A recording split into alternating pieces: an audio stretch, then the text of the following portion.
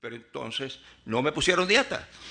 Mejor cirujano del corazón que hay en Miami me dijo, tú has vivido así hasta aquí, sigue viviendo así.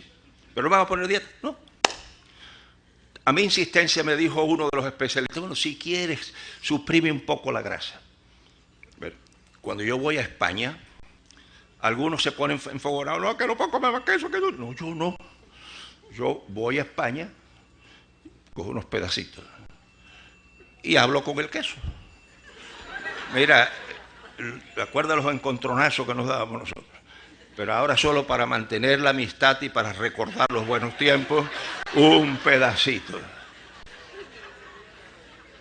Temporal. Cuando yo tenía 79 años, me despertaba un dolor en este brazo a las 2, las 3 de la mañana. Fui al especialista y descubrió que el músculo principal, el tendón principal, se partió. Así me usó la palabra, está partido. Viernes por la noche. El sábado por la mañana, cuando me levanto, lo primero que le digo es, Señor, gracias por ese músculo. Porque un músculo que haya durado 79 años tiene que haber sido bueno lo que tú me pusiste ahí. Podrán pensar que es una fantasía. No me ha vuelto a doler. Yo no sé si es que el músculo yo o qué. Disfruté al músculo mientras estuvo entero, pero el músculo es temporal. Todo en la vida es temporal. El que integra la fe a la profundidad que integró su cultura nunca cambiará lo eterno por lo temporal. Y para eso no hay que orar, ni ayunar, ni nada de esas cosas. Para eso lo único que hace falta es usar el cerebro, chico. Usar la cabeza. Pero hay que integrarlo. Porque si no lo integra, está fastidiado. Yo no sé, en los 57 años que Carmita y yo estamos casados, que esa mujer o me tiene que amar mucho a mí o ser masoquista porque ella estuvo en el culto esta mañana. Y esto es un rirrón lo que ella está oyendo. Pero ahí está. Yo no sé si es por eso o por otras razones que ella quiere el ojo del amo engorda el caballo. Bueno, miren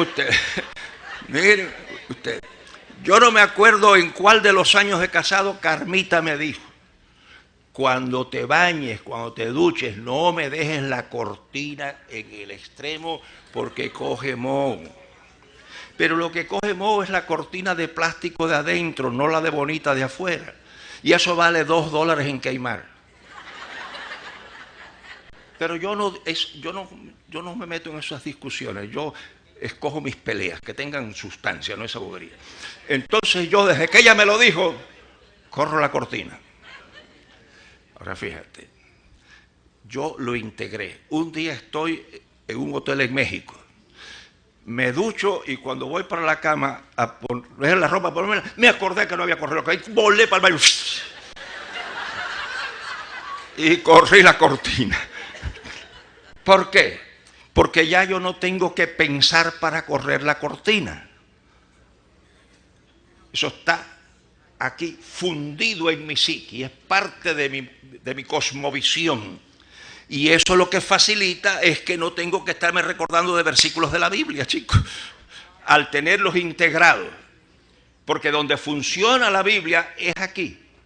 ¿Han leído ustedes cuando Dios escribió las leyes en tablas y las tuvieron que romper? Y después dijo, ahora las voy a escribir ¿dónde? En el corazón.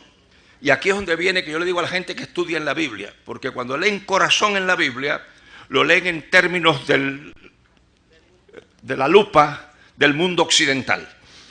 En el mundo occidental, corazón es el asiento de las emociones, pero en el mundo bíblico no. En el mundo bíblico, corazón incluye las emociones, pero es también la razón, o sea, el intelecto y la voluntad. Entonces, cuando dice la Biblia, ahora las voy a escribir en el corazón, significa ahora las voy a fundir en la psiquis. Porque cuando Dios funde su palabra en tu psiquis, funciona automáticamente.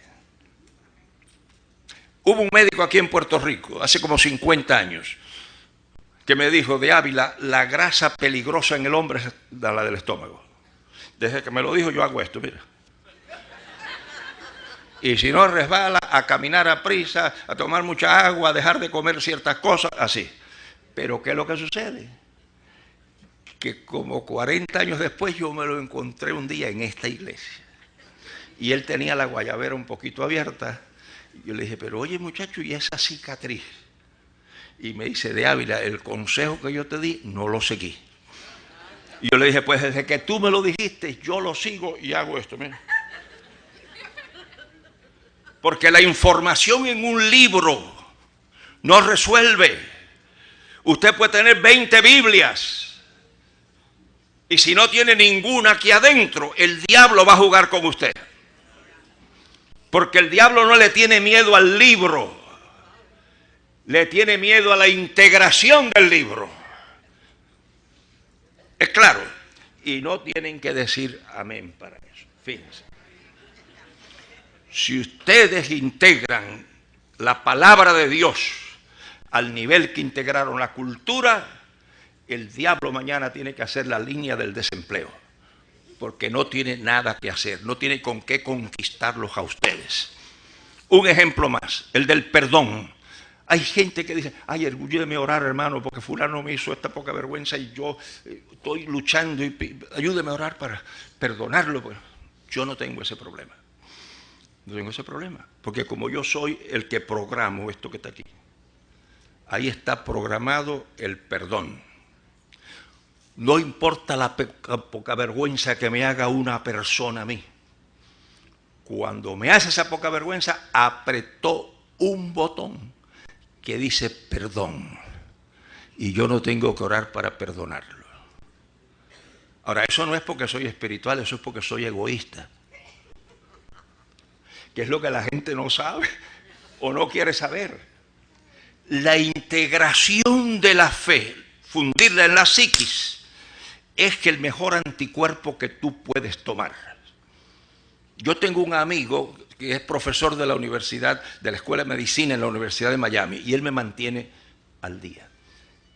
Y hace algún tiempo me dijo que se hicieron estudios en laboratorios que no tienen nada que ver con religión, laboratorios médicos, del perdón.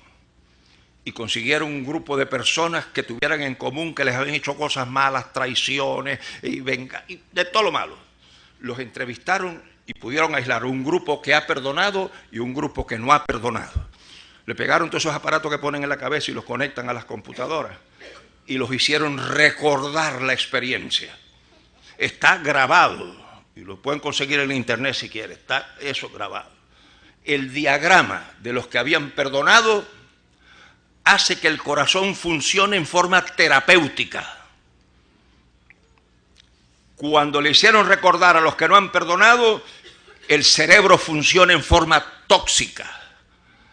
Está probado médicamente que el perdón cura y el resentimiento enferma. Alguien ha dicho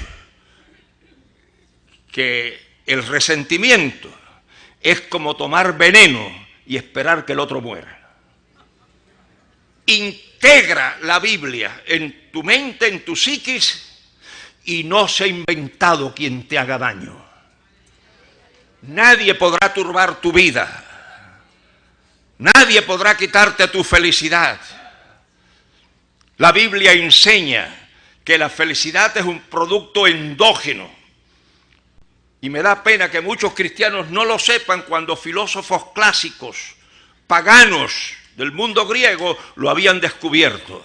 Ellos decían que todo lo que hace falta para ser feliz, Dios lo puso dentro de uno. Y Pablo, que tenía mucha influencia de ese mundo, no sé si por eso es que usa eso en la Biblia, cuando él dice, he aprendido a contentarme con lo que tengo. Y la palabra contentarme es una palabra compuesta en el manuscrito. Una de las raíces es el prefijo auto, que significa por sí mismo. Y la otra raíz se puede traducir por suficiencia. Pablo lo que dice, si se tradujera literalmente, he aprendido a ser autosuficiente. Pero no habla de una autosuficiencia humanista, porque él sigue diciendo, todo lo puedo en Cristo que me fortalece. Y cuando tú integras eso cuando no es una cosa pasajera de tus emociones, está allí parte de tu ser. No se ha inventado quien te haga daño, quien te turbe la vida, quien te amargue la vida, quien te dé ansiedad. El otro día, yo no sé por qué, porque yo me la paso pensando solo por ahí.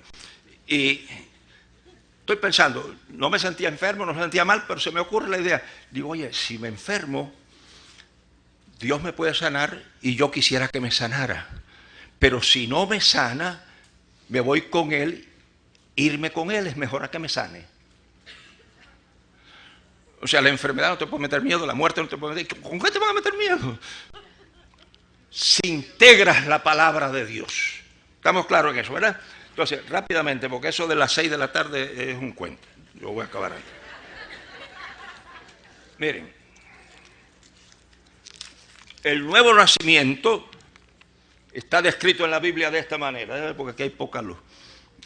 Mas a todos los que le recibieron, dióles potestad de ser hechos hijos de Dios, a los que creen en su nombre, los cuales no son engendrados de sangre, ni de voluntad de carne, ni de voluntad de varón, mas de Dios.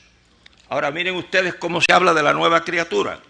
De modo que si alguno está en Cristo, nueva criatura es. Las cosas viejas pasaron y aquí todas son hechas nuevas. Porque en Cristo Jesús ni la circuncisión vale nada, ni la incircuncisión, sino la nueva criatura. ¿Cómo se desarrolla la nueva criatura? Fíjense. Hay una, en sociología y en antropología se trabaja con la idea de la cultura. Y la cultura toma al que nació, aquí en Puerto Rico, de padre portugués, lo toma y empieza a formarlo y a darle los valores puertorriqueños. Y entonces crea al puertorriqueño. Con lo que es malo, lo que no es malo, lo que es bueno, palabras que ustedes usan, palabras que no usan en otros países. Y entonces, así, porque ustedes usan ciertas cosas que no se usan en otros países. De aquí de Puerto Rico, por ahí en el 65, yo vivía aquí, llevamos un coro a Venezuela y me dijeron, queremos que vengas al ensayo del coro, como tú vas a cada rato a Venezuela, para que les digas a estos muchachos el vocabulario. Y en el coro había una muchacha, su nombre era Cuca. Yo les dije, lo primero que tenemos que hacer es cambiar el nombre de esa muchacha. Y le pusieron Dalila. Pero yo me imagino que toda la vida llamándola Cuba acá, allá. Pero eso no es malo. ¿Por qué? Porque ustedes son puertorriqueños. ¿Y qué culpa tienen ustedes de que Cuca sea malo en otro lado? Aquí no es malo. Entonces, lo formó la cultura. Pero en teología existe el concepto de resocialización. Y el concepto de resocialización es que cuando usted nace en la familia de Dios, el magisterio de la iglesia lo toma y revisa su cultura. Y entonces identifica que de esa cultura no es compatible con el sistema de valores cristianos y que sí es compatible. Entonces, si usted quiere, tiene que remover esa parte boricua que no es compatible con el sistema de Dios. Y eso no lo va a hacer el Espíritu Santo, como vamos a ver más adelante. El Espíritu Santo no remueve los hábitos malos de la vida de ninguna persona, y yo se lo voy a probar con la Biblia. La persona es la que remueve. Y entonces en ese punto decide, la crisis es, ¿dejo de ser cristiano en este punto para seguir siendo boricua? ¿O dejo de ser boricua en este punto para seguir siendo cristiano? Y ahí es donde se va produciendo la nueva criatura. Observen, porque en Cristo Jesús ni la circuncisión vale nada, ni la incircuncisión, sino la nueva criatura. Y observen entonces cómo lo expresa. ¿Cómo es que eso se produce? Colosenses 3:10, y revestidos del nuevo, el cual por el conocimiento es renovado conforme a la imagen del que lo crió. Segunda de Pedro 1:3, como todas las cosas que pertenecen a la vida y a la piedad nos sean dadas de su divina potencia, por el conocimiento que nos ha llamado, de aquel que nos ha llamado por su gloria y virtud. Segunda de Pedro 2:20. Ciertamente, si habiendo ellos apartado de las contaminaciones del mundo por el conocimiento del Señor y Salvador Jesucristo, y otra vez envolviéndose en ellas, son vencidos, sus postrimerías les son hechas peores que los principios. ¿Cuál es la palabra que se repite en esos tres pasajes? El proceso se produce ¿cómo? Por el conocimiento. La Biblia nos enseña a orar, pero la oración no enseña.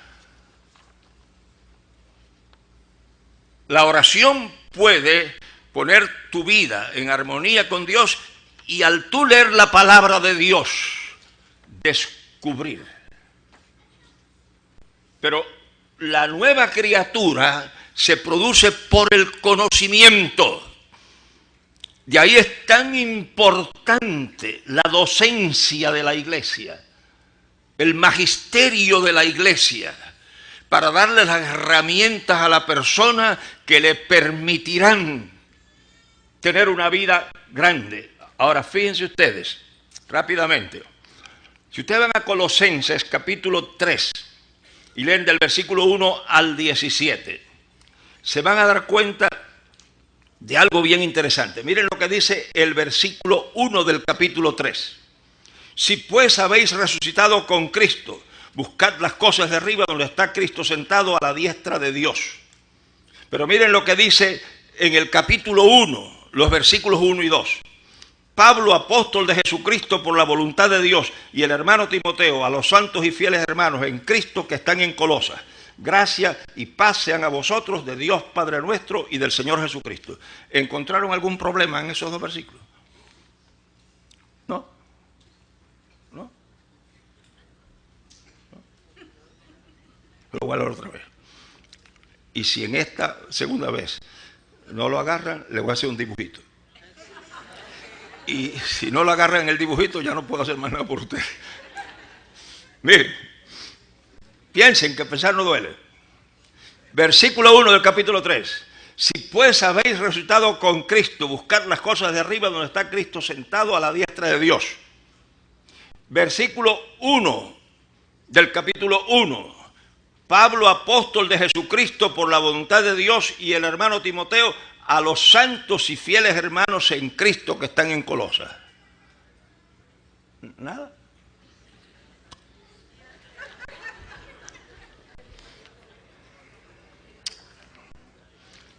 Una breve clase de gramática. Ustedes saben que en nuestro idioma hay un sí que afirma y un sí que condiciona. En inglés hay dos palabras, nosotros no tenemos una. En inglés tienen yes y tienen if.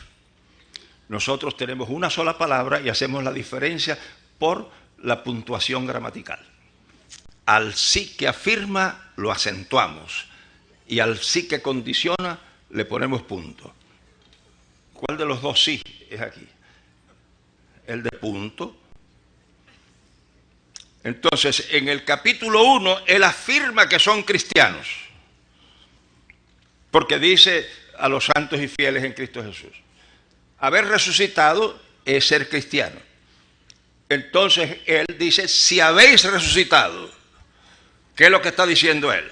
Yo no sé si ustedes han resucitado o no han resucitado. Pero tú no acabas de decir, chico, en el primer versículo del primer capítulo que ellos resucitaron. ¿En qué quedamos? El peso de los 4 reales.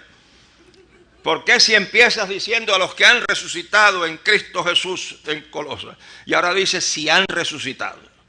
Por una sencilla razón. Pablo no quiere perder su tiempo, ni el de la gente. Y él va a dar ahora una serie de imperativos que solo tienen valor si usted es cristiano.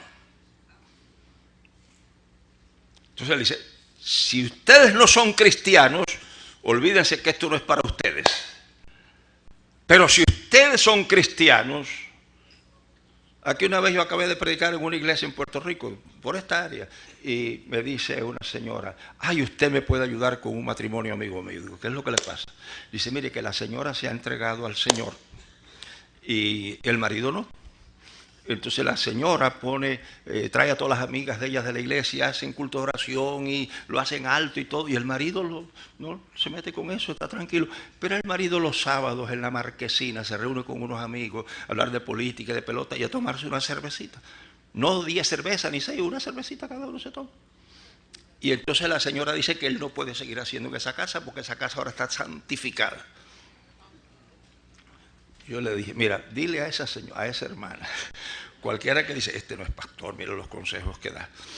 Yo le dije, mira, dile a esta hermana que le dé gracias a Dios porque el marido le permite toda esa bulla y todo ese ruido, las cosas de oración, y no se mete con él.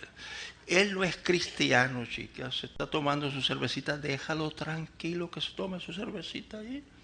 Lo que tiene que hacer es una parte santifica un lado de la casa y deja sin santificar la marquesina. Ella quería imponerle la conducta de ella que era cristiana a un hombre que no es cristiano. Y ni Dios hace eso. Porque cuando Pablo dice aquí, si habéis resucitado, la implicación lógica es que si ellos le dicen que no han resucitado, él no le da las órdenes que le iba a dar. Para eso es que él pone si han resucitado. ¿Por qué? Porque Dios no le da órdenes, porque los hizo libres. Y por eso la gente puede hacer lo que le da la gana. Pero cuando tú lo aceptas como Señor y Salvador, esa es la última acción libre de tu voluntad. Y a partir de ahí, tus gustos y tus disgustos y lo que quieres y lo que no quieres, pasó al pasado. Y ahora es solamente lo que Dios quiere de tu vida. ¿Es claro eso? Entonces Él empieza a darle las órdenes. Y miren lo primero que hace. Nos quedan unos minuticos nada más. Miren lo primero que hace. Darles foco. Poned la mira en las cosas de arriba, no en las de la tierra, porque habéis muerto y vuestra vida está escondida con Cristo en Dios. Poned la mira en las cosas de arriba. Foco. Lo que ayuda a ser cristiano y articular la vida cristiana es teniendo foco en las cosas de arriba. Porque eso es el cordón umbilical que nutre tu vida cristiana en un mundo corrupto. Hace años en Nueva York, un hombre judío trajo a su papá de Israel, que nunca había visitado Nueva York, un ancianito sionista, pero de esos clavos pasados. Y le dice, papá, te quiero llevar al Yankee Stadium. Y parece que el hijo era fanático de los Yankees. Y lo llevan allá.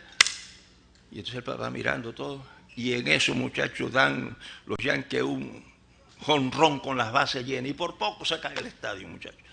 Y el viejito le dice, hijo, ¿y qué es lo que pasa? ¿Qué pasó? ¿Por qué este estruendo? ¿Por qué esta conmoción? Dice, papá, que hemos dado un jonrón con las bases llenas. Dice, ¿y eso qué significa, mijo? Eso significa que ganamos el partido. Dice, ¿y cómo ayuda eso a la causa de Israel?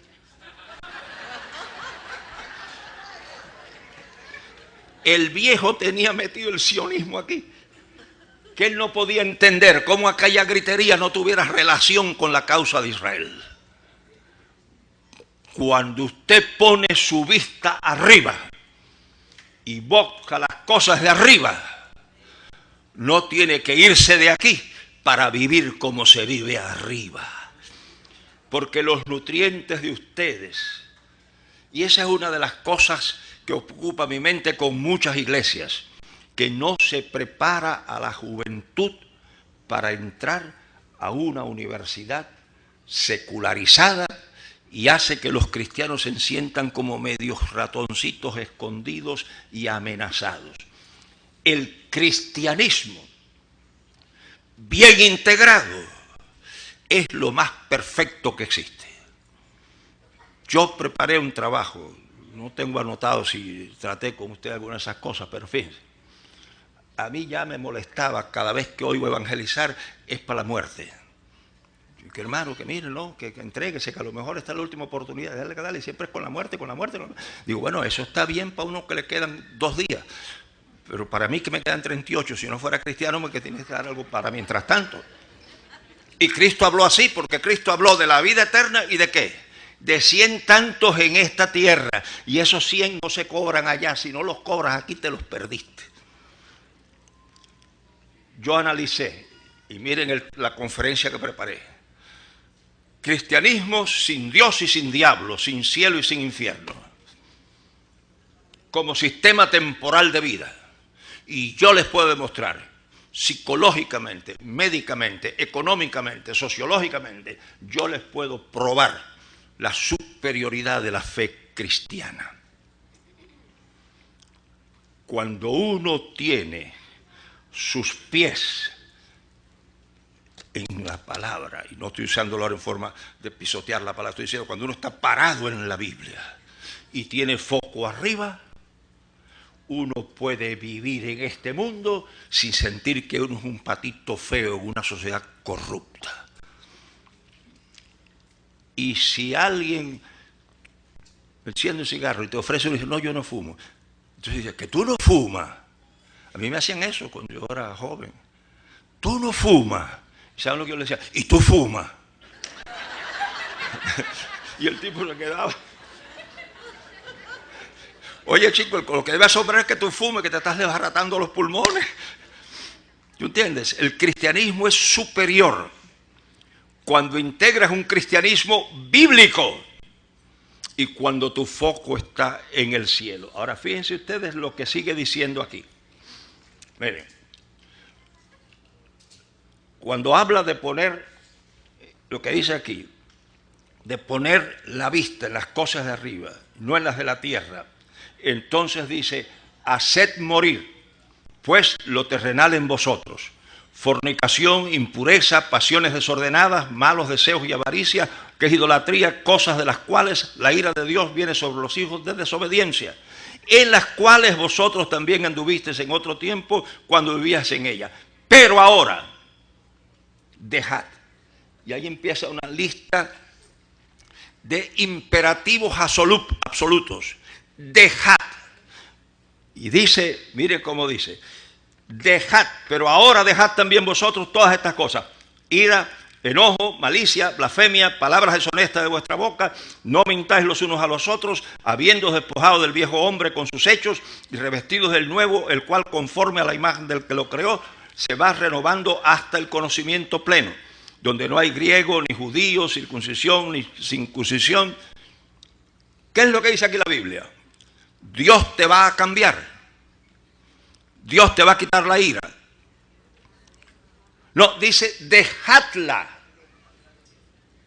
Yo les contaba esta mañana que cuando yo voy a iglesias y oigo el testimonio, por ejemplo, aquí tenemos al hermano Panchín. Si ustedes lo hubieran conocido antes de ser cristiano, era un sinvergüenza. Mala paga, mujeriego, borracho, vago, enredador. Pero Dios lo ha cambiado. Y todo el mundo dice, aleluya, gloria a Dios, amén, bendito sea el Señor. Y yo me quedo callado porque yo me quedo medio enfogonado. Porque yo pienso, yo no oigo nada sin criticarlo. Yo he desarrollado un cerebro analítico. A mí no me digas que oíste, dame los elementos de juicio y déjame que yo los... Porque yo prefiero ir por mi voluntad al infierno que asustado o amenazado al cielo. No, dame los elementos de juicio. Dame los elementos de juicio. Y los que vienen a la noche se van a dar cuenta cómo es la cosa del pecado. Fíjense. ¿Qué sucede aquí? ¿Cuál es el problema que me crea? Que al decir como Dios cambió a Ramón, y al lado de Ramón está Panchín, que lleva 20 años en la iglesia, y es el mismo sinvergüenza del día en que entró. Yo no digo esta iglesia, yo digo otras iglesias que yo conozco. Entonces la pregunta que yo me hago, porque me crea un problema ético, la pregunta que yo me hago es, ¿y por qué Dios no los cambia a todos? Cuando la Biblia dice que Dios no hace acepción de personas. Entonces Dios no cambió a Ramón.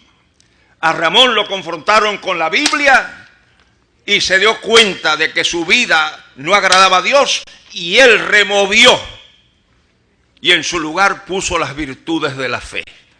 ¿Saben ustedes, y aquí en este pasaje,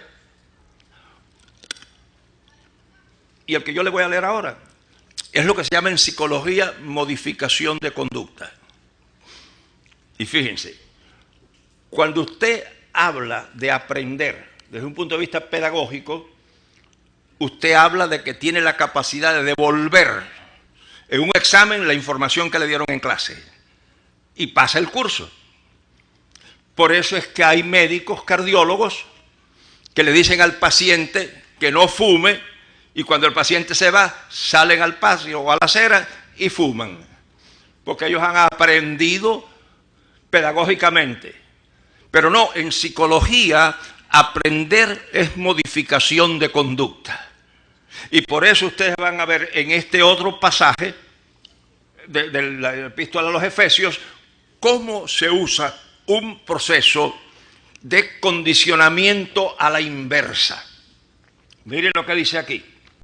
Esto pues digo y requiero en el Señor, que ya no andéis como los otros gentiles que andan en la vanidad de su mente, teniendo el entendimiento entenebrecido, ajenos de la vida de Dios por la ignorancia que en ellos hay, por la dureza de su corazón, los cuales después que perdieron toda sensibilidad se entregaron a la lascivia para cometer con avidez toda clase de impureza. Mas vosotros no habéis aprendido así a Cristo. Aprendido aquí anticipa la definición psicológica. Aprender es modificación de conducta. Y si la información no ha producido la modificación de la conducta, no has aprendido. Ahora miren cómo se lleva a cabo eso. Porque en algunas iglesias todo lo que hacen es condenar lo malo, pero nunca enseñarme lo bueno que yo puedo hacer. Y algunos educadores están diciendo que se tienen mejores resultados con afirmar la conducta que uno quiere que con condenar la conducta que uno no quiere. Porque cuando tú machacas mucho con la conducta que no quieres, es lo que llaman los sociólogos una profecía de autocumplimiento. Dile al muchachito cada vez que viene con malas notas que pero tú eres un bruto, tú eres un tarato, para que el niño vea que si se lo repites mucho, pues si mamá dice que yo soy bruto no debe esperar buenas notas. No, dicen que afirmen. Entonces miren ustedes lo que dice aquí. Mas vosotros no habéis aprendido así a Cristo, si en verdad le habéis oído y habéis sido por él enseñados conforme a la verdad que está en Jesús.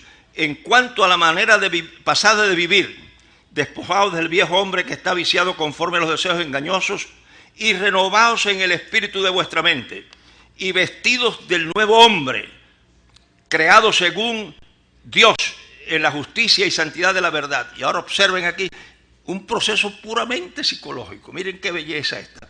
Por lo cual, desechando la mentira, hablad verdad cada uno con su prójimo. ¿Usted sabe cuál es la mejor manera de dejar de ser mentiroso? Empezar a decir la verdad. Y el primer día no le va a ser muy fácil, pero el segundo día eso, el segundo día eso. Y cuando la verdad va empujando a la mentira, usted de momento dice, oye, pero ya yo no digo mentira. ¿Ve? Y así sigue hablando. Porque somos miembros los unos de los otros. Airaos y no pequéis, no se ponga el sol sobre vuestro enojo, ni deis lugar al diablo. Ese diablo de la guerra espiritual que anda por ahí campeando por su respeto, ¿cómo lo presenta aquí la Biblia? Ni deis lugar al diablo. ¿De dónde ha sacado la gente que el diablo es un ser soberano que me amarra y me dice, tú vas a hacer esto? No, chicos. Lo único que puede hacer el diablo es ofrecerme chocolate. Y yo le digo, yo no tomo chocolate. Y ya se acabó la historia.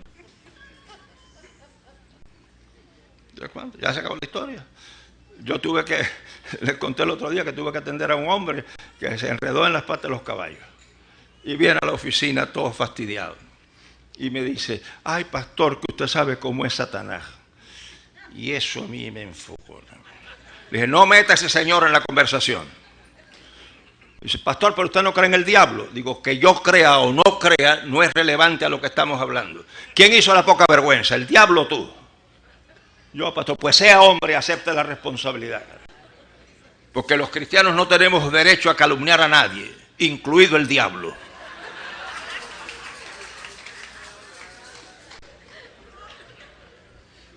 Pues yo a veces le cojo lástima al pobre diablo, chicos.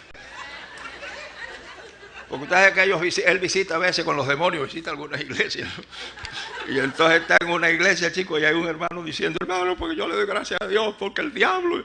Y el diablo le dice a su grupito pequeño, le dice, pero mira lo que está diciendo que yo lo hice, chico. No, yo sé que yo hago esas cosas, pero en el caso de él, yo estaba en Europa cuando él estaba haciéndolo acá. No, ni deis lugar al diablo. Tú tienes que autorizar al diablo. Y yo no creo que tú te chupas el dedo, ni eres bobo, para autorizar al diablo a que friegue tu vida. Ni des lugar al diablo. El que hurtaba, ¿cuál es la mejor manera de dejar ser ladrón? El que hurtaba no hurte más, sino trabaje haciendo con sus manos lo que es bueno, para que tenga que compartir con el que padece necesidad. ¿Cuál es la mejor manera de aprender a orar? Hay libros que dicen aprende a orar en 12 horas, en 4 días. La mejor manera de aprender a orar es orar, chicos. No tienes que comprar un libro para eso. ¿Quieres aprender a orar? Empieza a orar. Ninguna palabra corrupta salga de vuestra boca. ¿Entonces quiere decir que te quedes mudo? No, sigue hablando, pero ahora la buena palabra que sirve para edificación a fin de dar gracia a los oyentes. ¿Se dan cuenta ustedes lo que es modificación de conducta? No es meterte a monje trapense y separarte de este mundo, es seguir viviendo aquí en este mundo, pero como luz en medio de las tinieblas. Esa es la voluntad de Dios. La función de esta iglesia es alumbrar el mundo oscuro donde viven. Y como único la pueden alumbrar es articulando la palabra de Dios. Y para concluir, ¿saben cuál es el gran riesgo de no hacer esto que yo les digo? Porque fíjense, me voy a quitar los espejuelos porque si ustedes saben ya va a acabar. Miren, yo le digo a la gente que cuando me escuchan están condenados a acordarse de mí el resto de su vida. Si hacen lo que yo les digo, cuando estén disfrutando de la felicidad y de la libertad gloriosa de los hijos de Dios, esto fue lo que Gerardo dijo. Si ustedes no hacen lo que yo digo, cuando estén moliendo vidrio y tomándoselo con alcoholado, van a decir, esto fue lo que Gerardo nos dijo. Yo no puedo determinar ni la felicidad de ustedes, ni el vinagre de ustedes. Pero ustedes pueden estar seguros que una de las dos cosas le va a pasar a ustedes. O van a descubrir la libertad gloriosa de los hijos de Dios, o van a seguir bregando con el diablo y con las tentaciones y con la televisión y con todas estas cosas. Fíjense, este es el riesgo. Quien haya hecho la psiquis humana, como conclusión, yo creo que la hizo Dios, pero ahora no es mi interés probar que la hizo Dios, sino cómo funciona independiente al que la hizo. ¿Cómo funciona la psiquis? Está armada de tal manera. Y recuerden que la psiquis es el centro de control. De ahí es donde se todo lo demás. Fíjense. No puedes confesar un valor con tu boca y violarlo con tu conducta y no parar enfermo. A lo mejor no vas al hospital, porque hay mucha gente que no va al hospital, pero están fregados en su casa. ¿Por qué? Porque la psiquis humana está armada para que si tú dices robar es malo, no robes. Y si tú dices que robar es malo y robas, vas a pagar las consecuencias. Está probado que ir en contra de los principios y de las leyes de Dios, aunque no creas en Dios, está probado que estás jugando con candela. Por eso ya hay hospitales que no solamente tienen especialistas de los riñones y del corazón, especialistas de ética.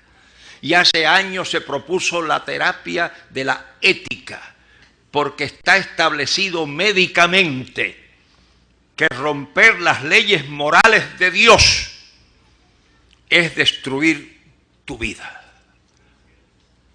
Si quieres vivir plena y abundantemente, No tienes otra opción que articular en tu vida los valores de la ética cristiana. Y finalmente, en un grupo de estudio pequeñito, un investigador del hospital de Miami, del hospital Jackson, que es el hospital de la Universidad de Miami, nos dijo que el 85% de las enfermedades son autoinducidas, lo que llaman psicosomáticas. El papel de la conducta deshonesta tiene mucho que ver con la salud de la persona. El cristianismo es el mejor antídoto para todas las cosas malas de esta sociedad corrupta. Si ustedes son cristianos, articulen la fe cristiana en su vida diaria y se van a acordar de mí. Que el Señor me los bendiga ricamente, me los cuide.